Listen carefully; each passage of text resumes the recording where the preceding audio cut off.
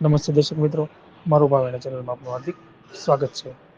ભાવનગર શહેરના કાચના મંદિર સામે આવેલી ફોરેસ્ટ કોલોનીમાંથી 10 દિવસ પહેલા ગુમ થયેલા પત્ની, પુત્ર અને પુત્રીનો ફોરેસ્ટ કોલોનીની જગ્યામાંથી ત્રણેયના મૃતદેહ મળી આવ્યા હતા. પોલીસે લાશનો કબજો મેળવી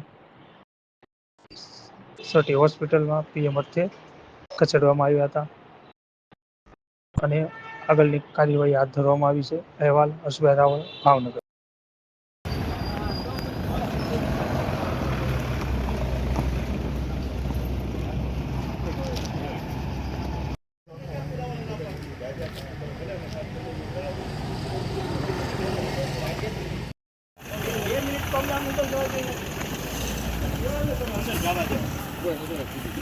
ડાયરેક્ટ એસપી સાહેબ વાત કરો.